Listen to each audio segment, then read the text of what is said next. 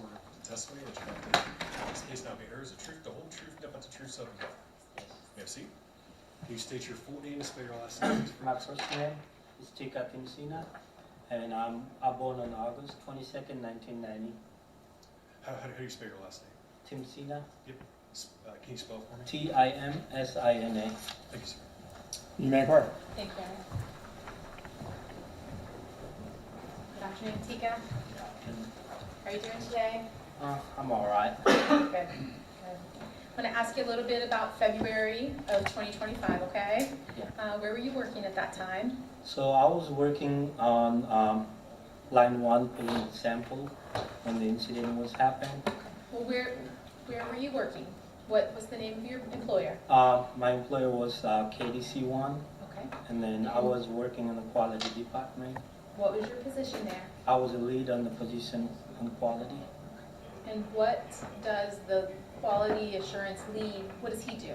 What does your job do? So I just oversees the people if they have any problems, help them out with the problems, and then resolve the issues that the line has it. Do you help out with problems? So what kind of problems would your quality assurance people have? So usually the problems, like if they're unknown about the stuff, that new stuff they're on it, or any new product come in and then they don't know what to do about it, I will ensure them like, hey, this is the right procedure to do it, and then this is what we have to do it, and then I will explain them on the basis of the company procedure. Okay. So if somebody is having trouble getting a certain part of their job right, would you be the person that would help them kind of retrain them? Yes. Okay. So I'll retrain them and then explain them, hey, this is the right procedure to do it, and then this is how you do it. And do you also assign your quality assurance inspectors to their lines? Are you the person that tells, hey, you're going to need to go to line 3, you go to line 5? So usually once I get it into the office, we will have the head count, how many people are showing up, and then from there we'll see the schedule of the production, and from there we'll schedule the people to the line. Okay. How many people do you normally have on a shift in the So QA it department? depends on, because sometimes some people get sick, they don't show up, so usually it will be 6 to 7 people Okay. in the max. And so what happens if someone calls off or they don't show up? What does that do to the job for the other people? So if someone doesn't show up, and then it's gonna at least give a headache to some other people because he has to do some extra work on it, but we'll try to give them a fair, amount of work division to each and everybody of them. It kind of makes everybody have to work a little bit harder for that shift? Yeah. Okay, all right. And then on the other hand, I will support them as well. So you help out, you jump in and help out too? Okay. Do you kind of walk or do you monitor the facility during the shift to see how things are going on the lines? So it depends on what problems they're having. We will definitely gonna have to walk through the facilities and see them, and then as per the schedule, how busy I am on getting the stuff done from my responsibilities and duties too.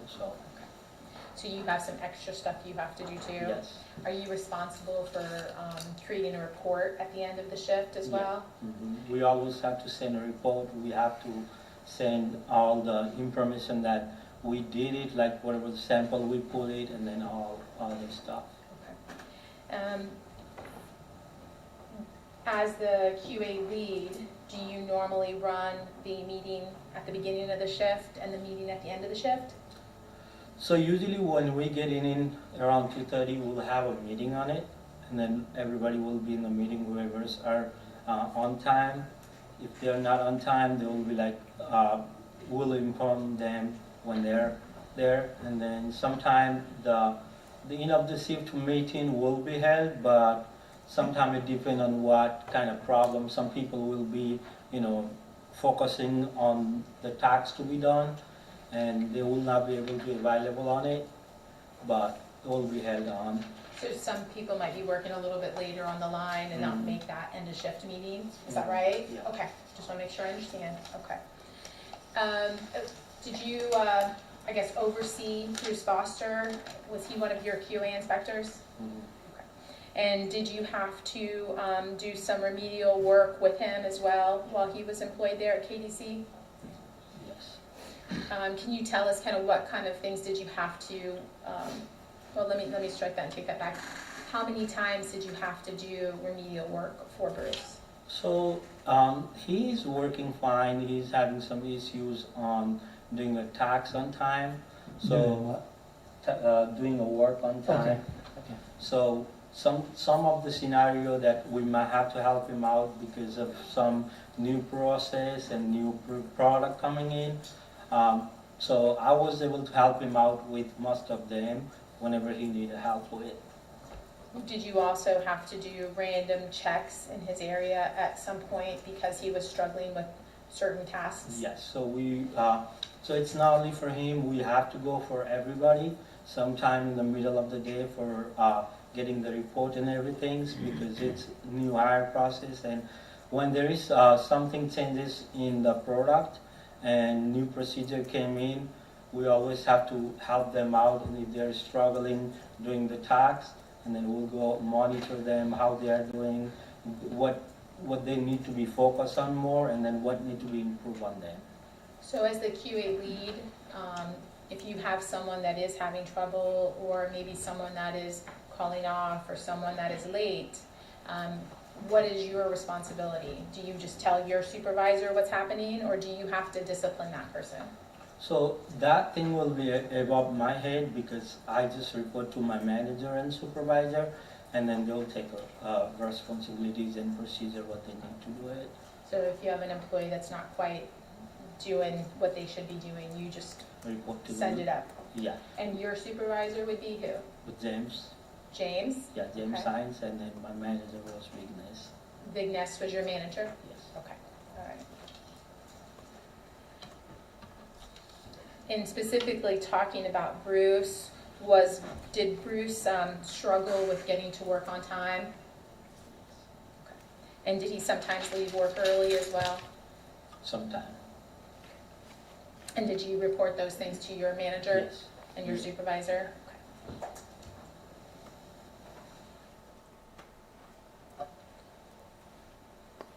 Did you get any complaints from other employees about Bruce and maybe some of the struggles he was having?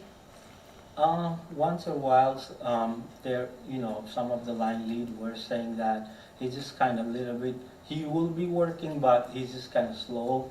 But they will just report to me, say, hey, this is what's been going on, this is what take a time for us to do it, because it's affecting their production time, plus they will have a time frame to do a certain task, so. And you said line leads, and are those the people that are in charge of the production lines? Yes. Okay. How many lines did KDC have going on a second shift? I cannot give you the exact number, depend on the production volume, so. So depending on the night and what was happening, how many lines do they have?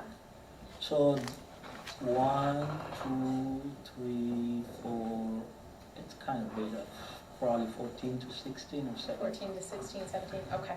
So But- quite a few lines. Mhm. Yeah, they have like one part on the front and one part on the back, so.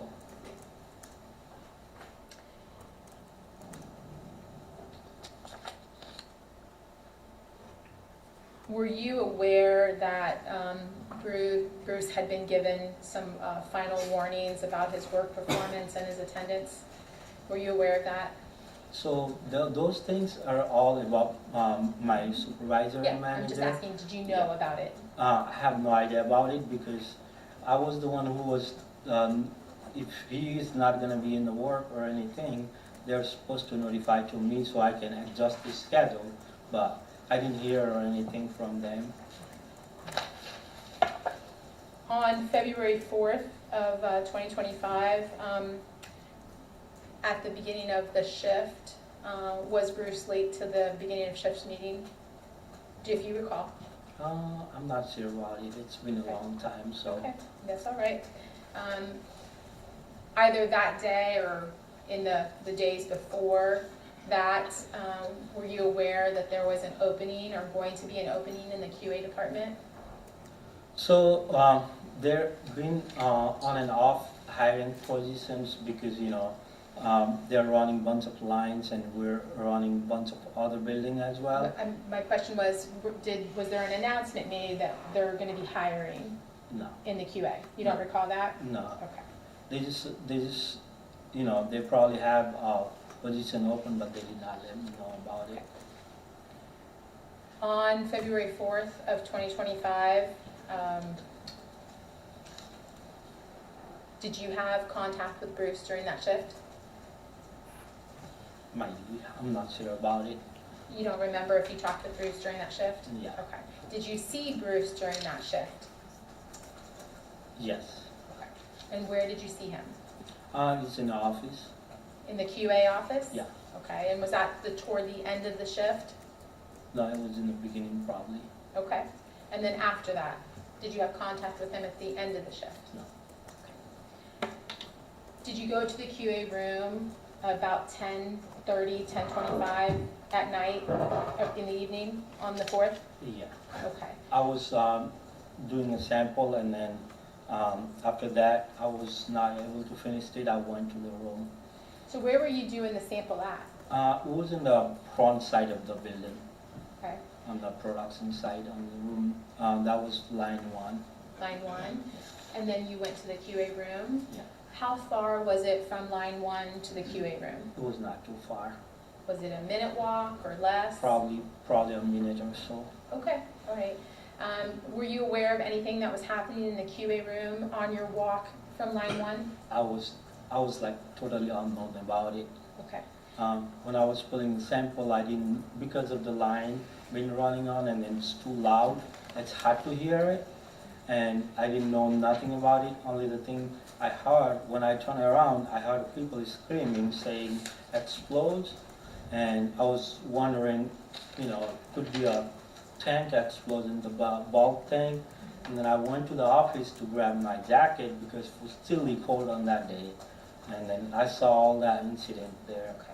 So when you went to the office to grab your jacket, did you open the door? Yes, I did. Did you hear anything inside there before you opened the door? No. Okay. When you opened the door, what did you see? So it was totally dark. It's hard to recognize and see people around there. But yeah, it was a scenario there that people were. Okay, who did you see? So first what I see was it's dark inside since the light is off. But I saw Govin and him. Govin and who? Bruce. Govin and Bruce were in the room. Mm-hmm. And were they standing up? Were they on the ground? They were on the ground. They were on the ground, okay. And did Govin say anything to you, or did Bruce say anything to you? Govin just, as soon as I opened the door, he just handed me the weapons, and then he just told me to run. What else did you see when you opened that door? It was dark. I cannot remember what it was, and then I was totally blind out because seeing all that panic situation. Panic situation inside the room? Mm-hmm. When Govin handed you the gun and told you to run, did you know why you were running? I was only the reason I was running away was I have a weapon, and then I tried to escalate all the problems away from it, Bruce. So you were running away from Bruce. Mm-hmm. Did you have the idea and the understanding that Bruce was the problem at that time? No. So why were you running away from Bruce? Because the problem was he was chasing me away. He was chasing you? Mhm. Okay, so Yeah. Bruce was chasing you. Mhm. As soon as Govin gave the weapon to me, he was coming behind me to get it. So Okay. I was running away. Okay, all right. Did he say anything to you as he was chasing you? No. Okay. And where did you go to? So I get out and then go on the main floor in front of the QA office, and then he tried to come and chase me to get the weapon away from, but unfortunately he was not able to, and then I was able to escape myself. You were able to escape? Yeah. Okay, okay. And did you go to the front of the building? So I went from there, I went towards the bulk making compounding, they call it compounding, from there, and then I went to the office and then turned the weapon down. Okay, all right. Did you see Bruce after that? So after he left and went towards the warehouse. Okay.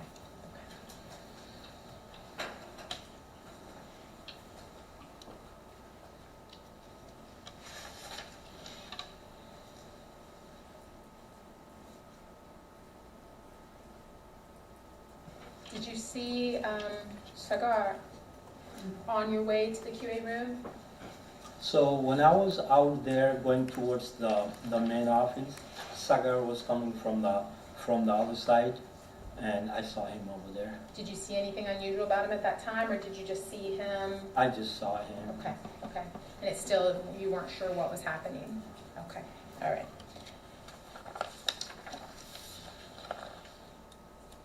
On January 10th, I'm going to go back for a second. On January 10th, did you take a picture of Bruce in the QA office? Yes, I did. And what was Bruce doing in the QA office? He was sleeping there.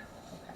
And why did you take a picture of him doing that? So I talked to people, he was been sleeping there, and then we talked to him, like, are you doing all right? He says it's okay, but he was keep sleeping, and then we notify him like, hey, you cannot sleep down here because, other people will have work to do on the computer because they only have certain computer to do the work.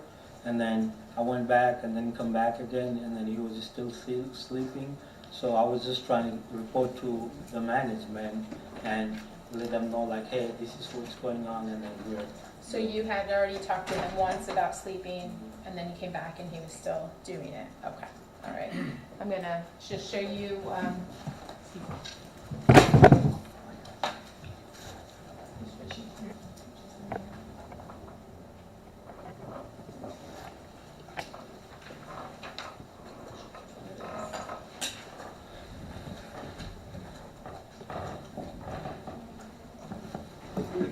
yes.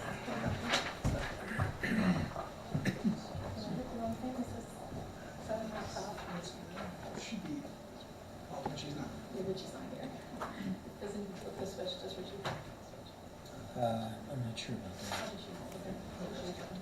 She's back. You want me to approach the witness? Yeah. Deke, I'm gonna hand you what's marked as State's Exhibit 38. Can you take a look at that for me, please? Got it. What's up there? Yep. Do you recognize that photograph? Yeah.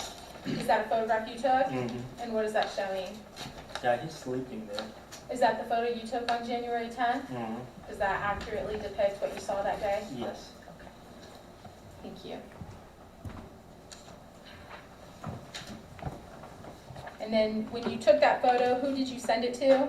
So I sent it to my manager, supervisor, and HR. So your manager, James, Mm-hmm. and your supervisor, Mhm. Vignesh. No, my supervisor, James, manager, Vignesh. Okay, sorry. HR. Okay. And HR? Mhm. Okay. All right. I may have just a moment. Aaron.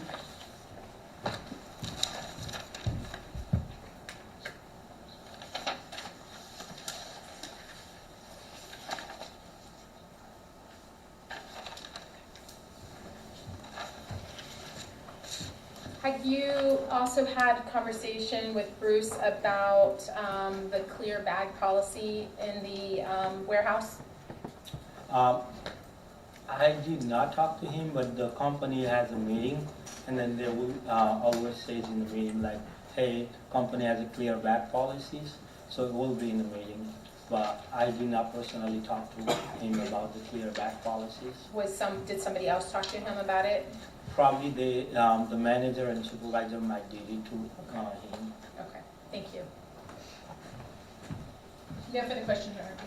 Cross-examination, Stephen? Thank you, Your Honor. Good morning, or good afternoon, sir. My name's Jeff Stavroff. I'm one of Bruce Foster's attorneys. I'm going to ask you some questions, okay? So, at KDC, you hold more of a supervisory position. You have some people that you supervise, correct? I'm a lead, and then, yes, I watch from the Albany. Okay. And so, if there is some sort of issue that you need to report up to the chain of command, whether that's through HR or through QA, you go to the next level above you, correct? Yes, I send an email to supervisor, manager, and HR. Okay. And so you just report up to the next level. For HR, it might be Mr. Himes, correct? That's my supervisor, James. Okay. And I'm sorry, I said HR, but perhaps QA, that would be the next level up in your chain, right? Mhm. Okay, did I get that right? Yes, James. And you don't have any discretion or authority to hire or fire people, correct? No. You just report up and you let the people above you make those decisions? Yes, they do. Thank you. And you weren't aware of any final warnings that Mr. Foster received from anyone up above you, correct? You weren't aware of any effort to replace Mr. Foster, correct? The state had just asked you some questions about a job opening. You didn't think that that job opening was to replace any specific employee at KDC-1, correct? Because they were always hiring people around it, so I was not assuming that they're going to replace him or anybody. It's a pretty normal thing for them to have a job opening, right? Mhm. So they usually will have like opening for, they've been running a bunch of lines and then they need extra people. That's what I was thinking, so. Okay. And I want to take you back to February 4th. I know it was a very emotional day for many reasons, but I want to ask you some really direct questions. Did you see Bruce Foster's face? On the outside, yes. Okay. Was he wearing a mask? Okay. Was he wearing his job uniform at the end of the shift?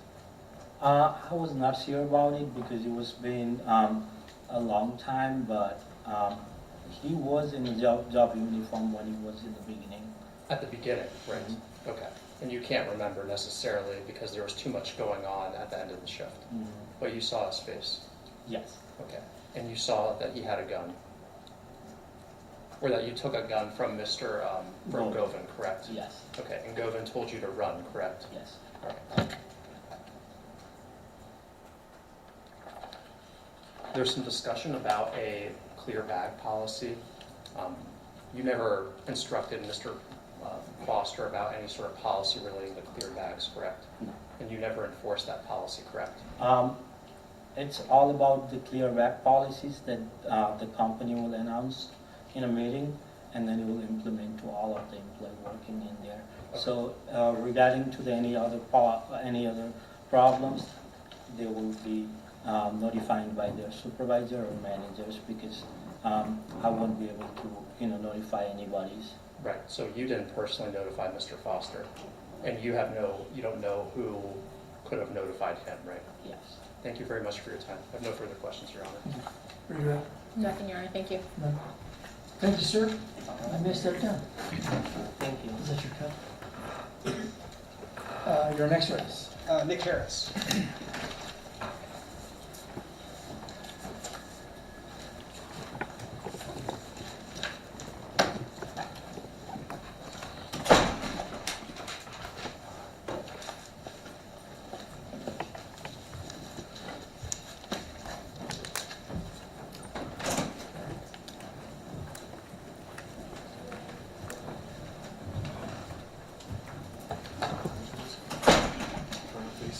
Oh, You solemnly swear to testimony about the this case now being heard is the truth, the whole truth, nothing but the truth, so help you God. I swear. I swear. You may have a seat. Can you state your full name, spell your last name, please, for the record, sir? It's Nicholas Harris. My last name is Harris. Thanks, sir. you may inquire. Thank you, Your Honor. How you doing, Nick? Hey, I'm here. Yeah. So, did you used to work at KDC-1? Used to, kind of, still do, kind of. I don't know. Like I'm technically employed. I'm not really, obviously, working. So I mean, yes, I guess is the answer. Okay. When did you start working for KDC? Like the exact day. No, like year. It was like 14 years ago. I could not tell you the exact. Oh, no it was worries. 14 years ago. And that's if you don't include the past year and a half. Okay. So 14 So years. 15 and a half years ago is probably when I started. And I was a temp at KDC 6 months before I got fired there. So quite a long time. Okay. And you just kind of went through the ranks? Yeah, I started at the bottom and I worked my way up. Yeah. Okay. Based on, In February of 2025, what was your position? So my position is kind of weird, and the only reason why I say that is because like I'm a line lead, but for a while we had a director that kind of promoted me to a position that he created for me called area line lead. It was kind of like an unofficial title, so The short answer is I was a line lead. Okay. And what is a line lead exactly? So a line lead is someone who runs a production line, and a production line is, you know, we assemble a product and we ship it out. So Okay. yeah. In February of 2025, what was your normal line? My assigned line is line 9. Okay. What about on February 4th, 2025? Yeah. So I can't remember exactly what happened, but for some reason my line was not running. I don't remember if we had a shortage of goods and I could not run, or if we had finished all our orders for that week and I was not scheduled to run anymore because I had basically finished the last order. It was one of those two things. We were either waiting on something or we were done for the week. And I got moved to, okay, so there was someone that could have got promoted to my position who was kind of like, they wanted me to train them and basically train them to do my job on a different line. So they're like, hey, he's kind of free right now. Why don't we use him to mentor this other guy while he's kind of learning the job, and then we have a backup in case anything goes wrong. So you know, the only thing I was supposed to do that night was kind of there to assist him. You know, he asked me some questions. I helped out that line lead. I think his name was Aliyah Dow. I helped him out with some stuff that, you know, he came to me with, and, you know, I basically just like was there if you needed me. Okay. And what line was that? I think that's line 17 on the far wall. Yeah, I believe so. Okay. And do you see Bruce Foster here today? Yes. Okay. And do you know Bruce Foster? I'm aware of who he is. Yeah. Okay. And how do you know him from your employment? He's a coworker. Okay. He works for a different department within my same company. Okay. And what was your understanding of his department? He's the quality department, so he's like the checks and balances to make sure that we're putting out a quality that would pass inspection for a multitude of things. Label placement, making sure there's no debris inside the product that we're shipping out, like a number of things. Okay. And was he assigned to one of your lines that night? Yes, on that, well, my line, remember, I'm not assigned to that line, I'm helping out in that role, but he was assigned to 17 and the one next to it. The reason why I don't know the exact number of that line next to it is because I think it's changed a couple times. I think at the time it was 14. But yeah, I think he was assigned to those two lines in that side of the building for that night. Okay. And with the, you know, him being assigned to your line that you were working on or mentoring someone on, would you have any contact with him that night? So the only times I really deal with the QAs is if I need them for something. And I'll explain what that is. So most of the time, they can do their job without really needing any interference from me. But every once in a while, we have things called changeovers. And there are a couple of different kinds of changeovers. But basically, I need them to approve things between these changeovers to tell me, like, hey, everything's good, you can run. And that's like the only time I really interact with the QAs is if I need them for one of those changeovers.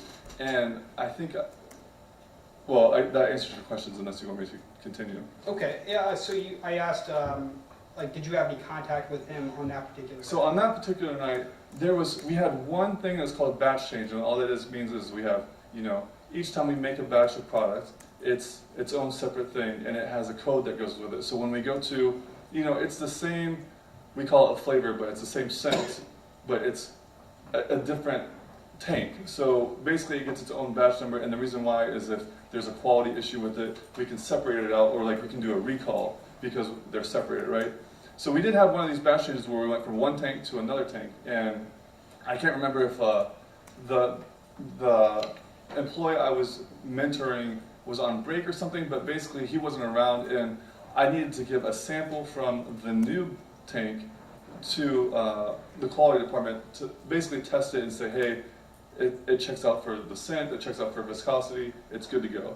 So, you know, we did the batch change, I handed Bruce a bottle, I was like, hey, I need you to take this to lab. It's the only thing I ever said, because that's all I needed from him. He didn't say anything in response, he just took it and, you know, it was out of my hands at that point. You know, like, here's the bottle, take it to the lab, tell me if it's good, I'll start running again. Okay. Yeah. And did he tell you it was good? I don't think I got to that point. I don't remember receiving it back from him. So maybe that happened. I don't recall. I don't even recall if we ran after I handed in that bottle, because we do have to wait for them to. And I think there was a time that, like, you know, our lab department who tests the product that we put out, they were like backed up, you know. So I think they were shorthanded or something, and so things were taking longer inside the laboratory for them to test things. So I don't think I received it back from him that night, and I don't think I got the okay to continue running that line. But also, I wasn't super concerned because I was basically just helping out the guy that was already assigned over there. Okay. And did you ever experience Mr. Foster before on different nights? Yeah, he had been assigned to line 9 on other nights, yeah.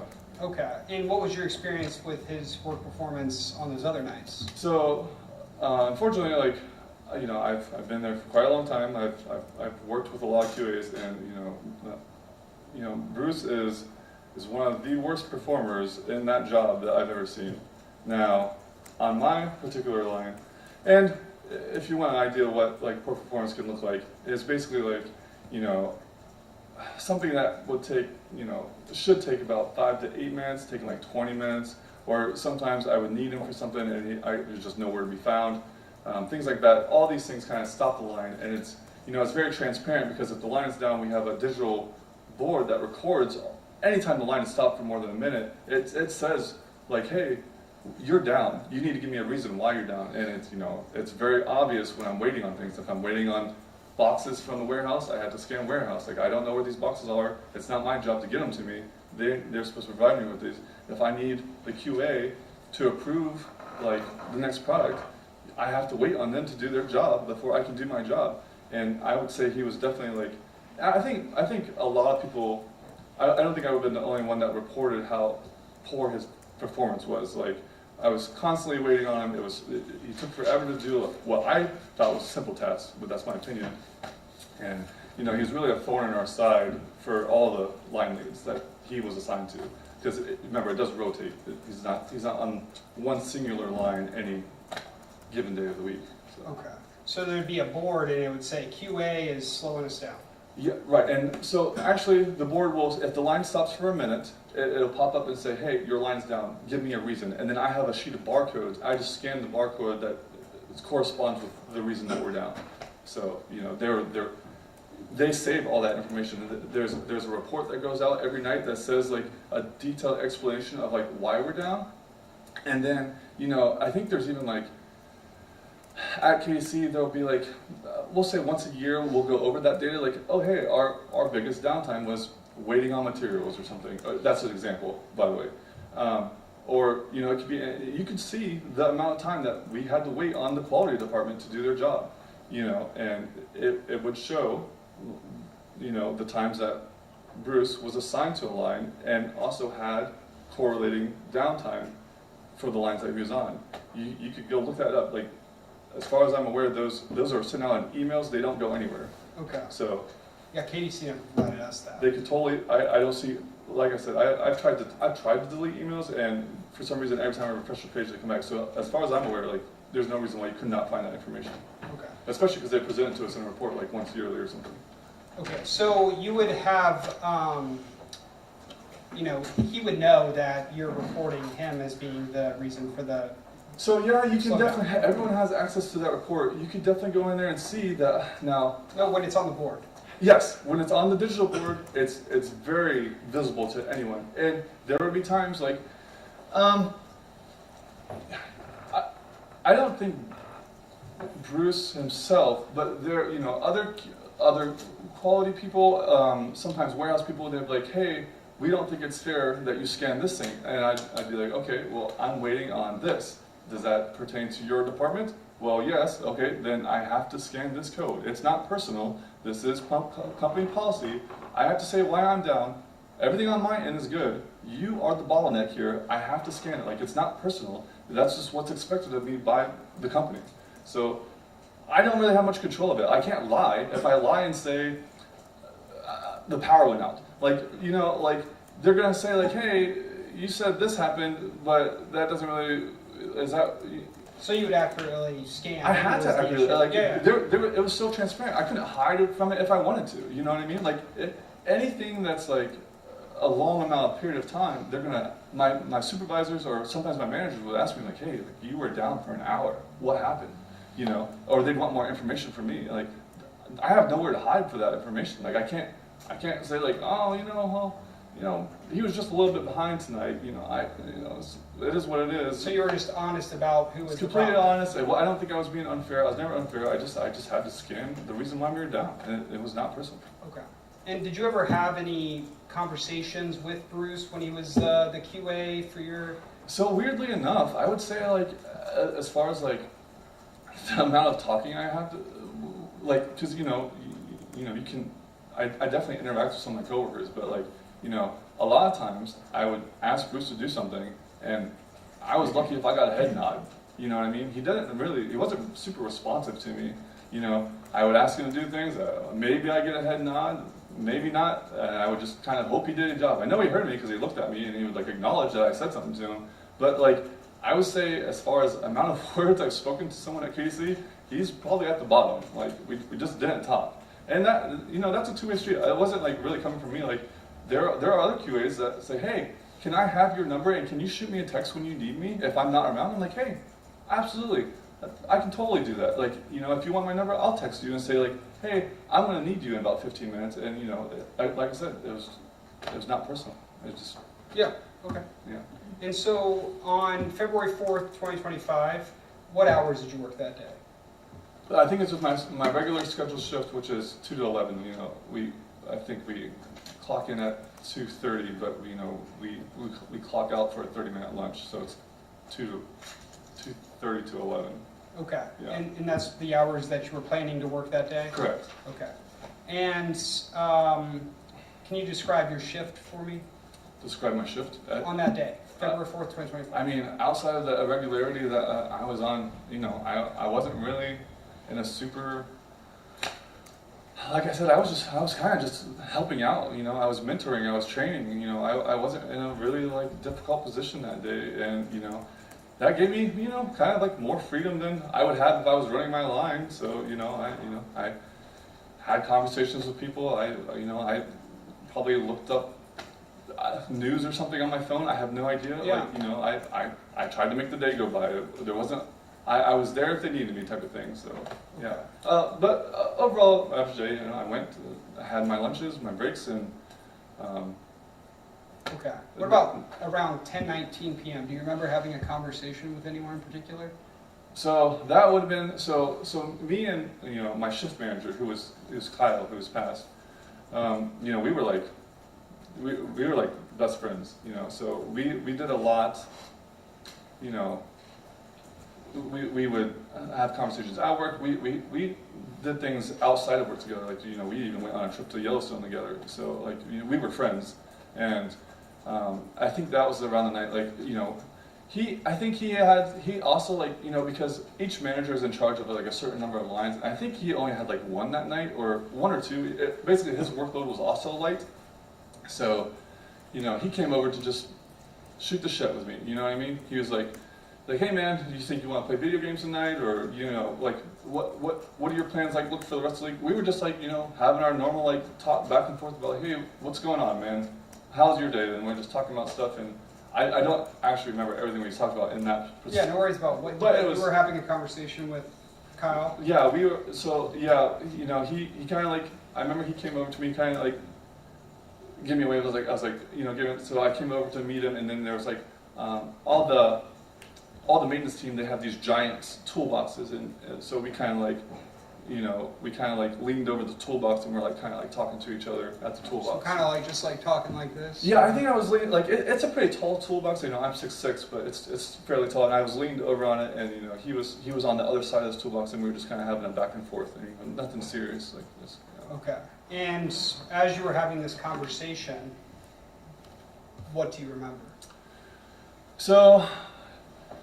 This is where like it's very weird. Like time slowed down for me in this moment, and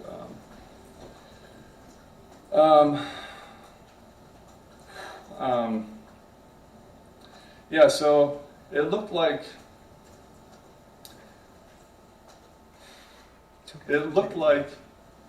for some reason to me it was very strange. It looked like Kyle had just fallen asleep, and I was so confused because I'm talking to him, and it looks like he fell asleep. and like slumped over, and I was very confused. I was looking at him, and he looked so asleep to me, and I was so confused. And then I'm like kind of aware of like a loud noise to my right, and I'm like, well, what the heck was that? Like I was so confused, I didn't understand what was going on.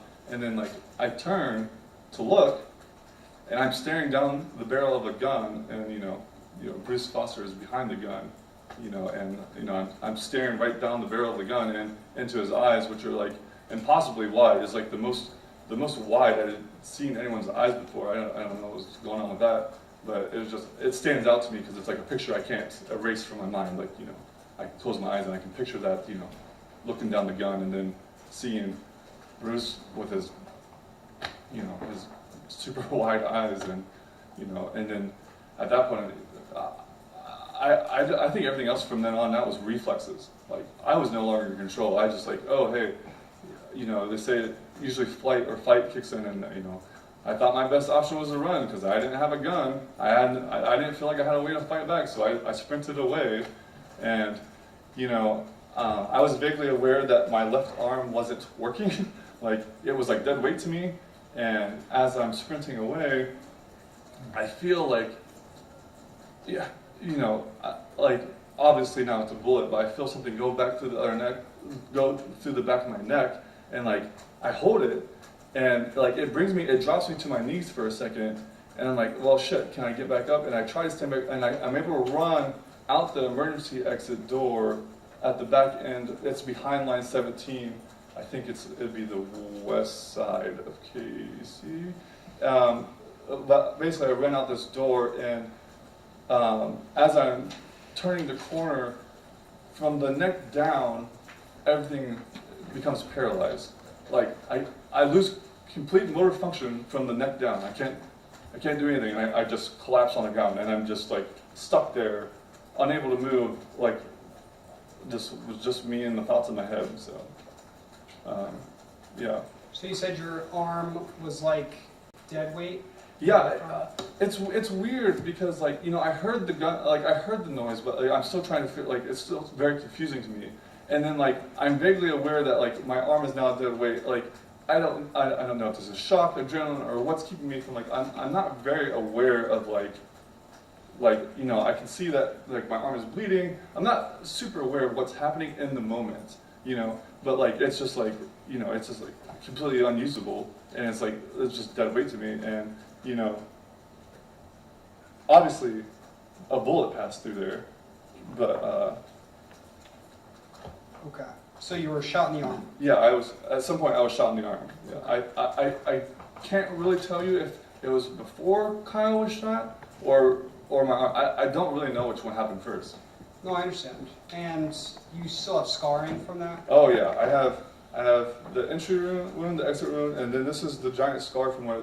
So that bone was completely annihilated. It is shattered. I saw the X-ray. It was shattered into like hundreds of pieces, and the only thing that was holding it together was they put like there's a titanium plate in there that holds it together now, and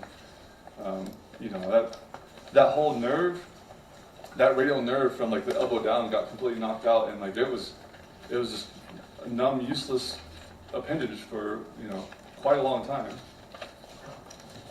I'm going to show you some pictures. This is 15A through S. Okay. Yeah, I can show this one. Uh-huh. Okay. 15A through S. Are you familiar with those photographs? Oh yes. Yeah. What do those photographs show? Yeah. This shows the entry and exit wounds, and just like the overall damage from the bullets that passed through me. So let's look at 15A. This is your arm with a hospital band. Okay. Is that correct? Yes. Okay. And then is this you? Yes. Yes. Is this right after the shooting?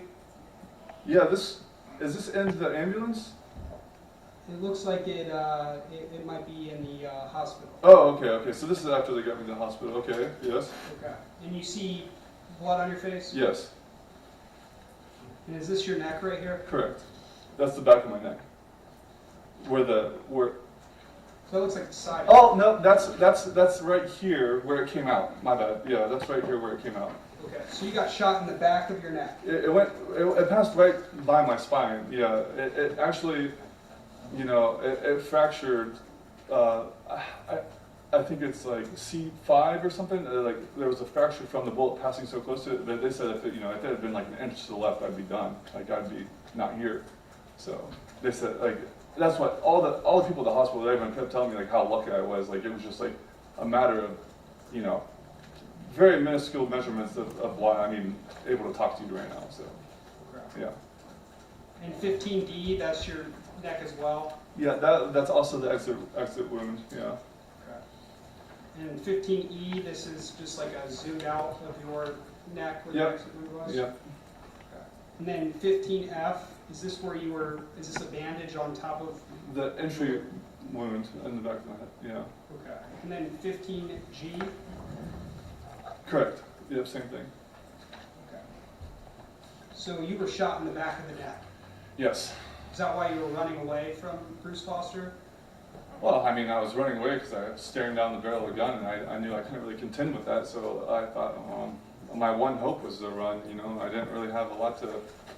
No, I understand. I'm just Yeah. asking, when he shot you, you were running away from him the second time. The one through the back of the neck is as I'm running away. Yes, I remember because I'm like, I'm running away from him, and then the second shot brings me to my knees, and I'm kind of stuck there in the middle of the floor for a second, and I'm able to get up and run again. Yeah. All right, I'm going to show you 15I. Is this your forearm? Correct. On my left forearm. Yeah. And that's where where was the entrance wound on your left forearm? Yeah, it's on the inside of my arm. So I was like kind of over the maintenance toolbox, like leaning over like this. So I'm guessing it like went in through there and out through here. Okay. I'm sorry, I didn't really see it. I have to. And you were talking about some X-rays and titanium rods earlier. Yeah, I think that's. I thought it was more of a plate, but yeah, like the rod in there that's holding everything together, kind of like protrude. I can feel it. It's kind of protrudes through my skin a little bit. And I'm showing you 15L. Is this just a different angle of that same left forearm? Right. They took a bunch of different angles just to look at it from And then you can see where it was like shattered in that picture. And then is this stitching on your arm? Yeah, yeah. And then this is just another picture, 15O. Yeah, this might be when they were removing the stitches or cleaning it or something like that. Yeah. Okay. And then 15P. Yeah, same things. And I'm showing you 15R. Oh, yeah, this is them cutting out the stitches. That was awful. Okay. That was a painful experience for you? Yeah, because the stitches stick to all the scabs and they got to get them out. So a lot of times the stitches would come off with scabs, and that sucked. Like, they try their best, but they don't really numb you for it. And yeah, I don't know how many, it was a lot of stitches, and she's like in there with, scissors and tweezers and just pulling them out because they got to come out. But yeah, you can see in my face, that was not fun. So you're wincing in pain in this? Yeah, I was in pain. That was awful. And so, are you still fully healed at this point in time? So I think I'm, as far as my physical injuries, they're kind of saying it sounds like I'm as good as I can get as far as my physical injuries. And the reason why I believe that is because my physical therapy has ended. And the reason why is because she started to see a plateau, and she's like, hey, we're not really getting any more range of motion than what we have now. So, they're not going to really keep paying for us to keep trying because we're not getting any more out of you. Like, this might just be it. And then I think a month after my physical therapy ended, I just recently had a follow-up EMG. And just to give you an idea, the first EMG was promising because it showed a lot of what they call nerve reintegration, and the most recent one did not show that. So it seems to me that everything that is left over is, probably semi-permanent to permanent damage that I just have to deal with now. And that's like, described in different ways as like I lose 15 degrees of motion one way, 10 degrees of motion another way. This part of my hand is really numb. I know that I can't really lift as much as I used to. Because one time I tried, it popped and then my arm swelled up. So I'm scared to try to really lift anything like I used to. My hobby was the gym. Like I have a home gym, and you know I like to work out, and I cannot do a lot of things I used to. One second.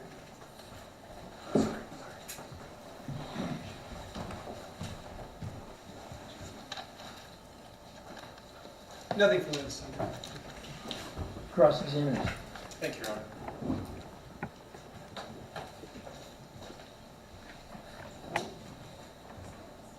Mr. Harris, good afternoon. My name is Jeff Stavrow. Okay. I'm one of Bruce's attorneys. Okay. I'm going to ask you some questions, okay? Sure. I know this is a very difficult subject matter to talk about, Yeah. and I'm going to try to keep my questions as very narrow as possible. Okay. To keep it basically at a yes or no, okay? Okay. Does that sound fair? Sounds good to me. Okay. So, you had seen Bruce Foster for how long did you know Bruce Foster? I don't know how long he worked at KDC. I'm not aware of everyone's start dates or end dates. I'm vaguely aware that he worked for us in a different department. I thought like he got fired or quit or something, and they came back. So, do you want like the timeline of all together, or just like? And you worked for about 14 years at KDC, correct? Yeah. Yeah. Okay. And you had seen Mr. Foster more, not in those early first 14 years, but more recently, correct? Correct. Okay, that's fine. We'll keep it there. You had mentioned that you saw him wide-eyed on February 4th, 2025. Yeah, behind the gun, and his eyes were so. I can't even recreate it. His like, I just remember like the whites of his eye. It was like, I don't know. And of course, you had seen him and you had interacted with him at KDC1 before, yes? Yes. Yeah. Okay. And you had never seen him wide-eyed like that before, correct? No. Okay. Did you ever know him to talk to himself? So, yeah, I would say like when he does his little like box checks. So a box check is just like you're verifying like what I'm saying is a finished good. You're verifying it for like I guess I don't need to know about the specifics about KDC1. I don't want to Oh, touch you sorry, off okay. there. But So- I appreciate you sharing that. But did you just ever know him to mumble to himself? So I would say during those checks he would he was like either talking or rapping to himself or something. I never got close enough to hear what he was saying, but yeah. Maybe moving his hands like this. Like Yeah, I'm motioning right now. Yeah, something like that. Like I said, either talking or rapping or something to himself. I'm not sure yet. Okay. And you couldn't make sense of it either because you It's couldn't loud hear in that him. building. I would never be able to hear what he was saying. Okay. And because you saw that he was wide-eyed, you saw Bruce Foster's face on February 4th. Yes. Okay. Was he wearing work clothes? So at that time, KDC moved to a more lenient work Let me clothes just policy. stop you So there. I think he had jeans on. Okay, but let me just stop you there. Was there a shirt that said KDC that most employees were wearing that day? Did we have to wear KDC? I think so. Yeah, I think we were all required to wear some sort of shirt that said KDC on it. Okay. He wasn't covering his face, correct? No. All right, and usually people, you're in quality assurance, so, No, I'm not. but I'm sorry, Mr. Foster's in quality assurance at that time, in the Yes. QA department, right? Yes. And it's very important for those people with beard or, even anyone with hair to wear a hairnet or a beard mask. Oh, yeah, sure. Okay, because, from a quality standpoint, you don't want that to contaminate a product. Right, you should have on a beard net or a hairnet, and I think he was wearing a hairnet. I don't know if I can recall the beard net or not. Maybe I can. I don't know. No, I'm not sure. But you saw his face and there was no mask on, correct? To your knowledge. I definitely don't remember like a face mask, the beard mask. I can't recall. Okay, but you had no doubt in your mind that that was Bruce who you had interacted with on that date, right? Yes, yes. Okay, thank you. And you have no authority to hire or fire anyone at KDC, No, correct? none at all. I can complain about someone's performance. Got it. Sir, thank you very much for your time. I have no further questions. Okay. Redirect, Mr. Polk. Have you ever seen someone that's like amped up or like, full of adrenaline? Yeah, Yeah, so they might have some like wide eyes. sure. I would say that's possible. Wouldn't you say shooting someone in the head would amp you up? Oh, yeah. I would say you're probably full of adrenaline. Yeah. Okay. Yeah. And did he look afraid of you? Like he was I don't scared of know. you? I don't know. I guess I don't know. That's one thing I'm not entirely sure why I was shot, to be honest, though. You No, know? I understand, but I mean, usually if you're scared of someone, are you chasing them down with a gun? Oh, I would say no. I would say if you're scared of someone, you are trying to get away, like I was, yeah. Okay. You were scared of him. I was scared, yeah, right, because I had no way to fight back. And in my mind, I didn't have a way to fight back, yeah. And who was the person with the gun? It was Bruce Foster. Thank you. Other brother. Recross. No, thank you, Your Honor. Thank you, sir. You step down. Oh, okay. Just move back with Mr. McCoy. Oh. All right, next witness. I believe that was our 7, and we can go into maybe if you want. Do what? That was our, I think that was it for the day, Your Back for Honor. the, Yeah. okay, that's it for today. All right, then the plan would be your next 2 witnesses or 3 are coming tomorrow morning. What time do you want to start? 9? 9 We have the o'clock? interpreter scheduled for 9 o'clock, I believe, Your Honor. Okay, We'll be here. 9 o'clock, we are out of witnesses and we'll convene then tomorrow morning at 9 o'clock. Thank you. Okay? All right, thank you. All right.